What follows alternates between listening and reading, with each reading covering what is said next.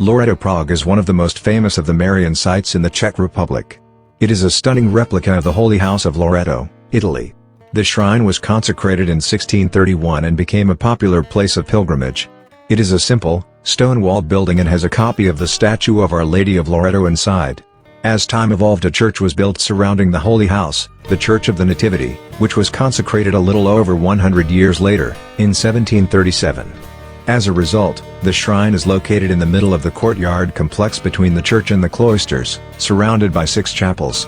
The Chapel of St. Anne, with a side altar of St. Lawrence, the Chapel of St. Francis Seraphinos with a magnificent painting of the Stigmata of St. Francis, the Chapel of the Holy Family, also called the Chapel of St. Joseph, the Chapel of the Holy Rood, the Chapel of St. Anthony of Padua and the Chapel of Our Lady of Sorrows.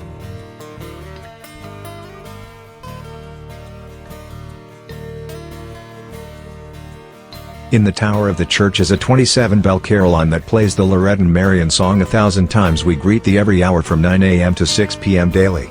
The treasury consists of a rare collection of liturgical objects from the 16th to 18th centuries, the most famous of which is the Prague sun, a monstrance encrusted with 6,222 diamonds. They started construction of the site in 1626, and they blessed the church in 1631. 50 years later, the main church and pilgrimage site were surrounded by cloisters. Subsequently, in 1740, they added an upper story to the cloisters. Then a Baroque facade was designed and added at the beginning of the 18th century. The chapel is most known for its distinctive chimes which have been in place since 1695. Watchmaker Peter Newman constructed the set of chimes in 1694. They made it from 30 bells of differing sizes, including smaller and larger bells.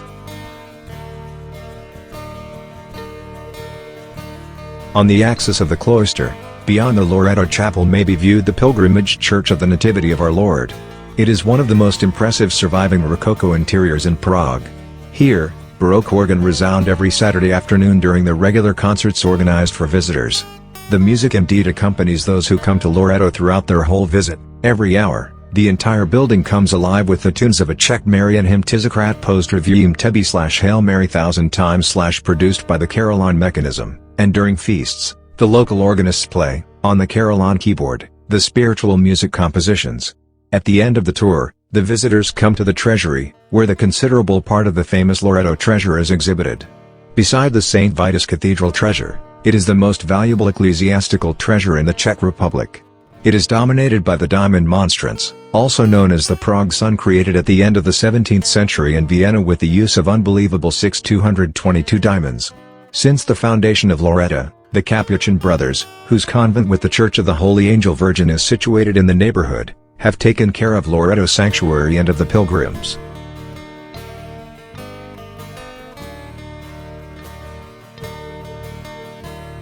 The Prague Loreto is a remarkable Baroque historic monument, a place of pilgrimage with captivating history. The expansive decorative frontal facade with the clock tower, from which the Loreto carillon tunes may be heard every hour, shall certainly not go unnoticed by any local or foreign visitor passing here on his or her way to the Prague castle.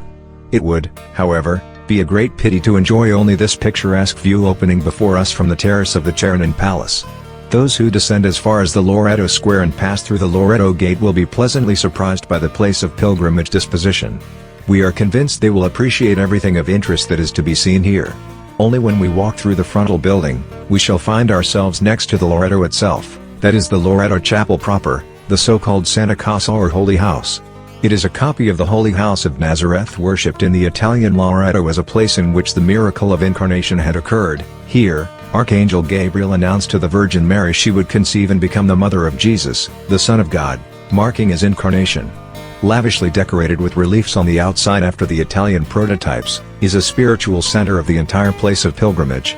Standing freely in the courtyard area, it is surrounded by a storied cloister with corner chapels,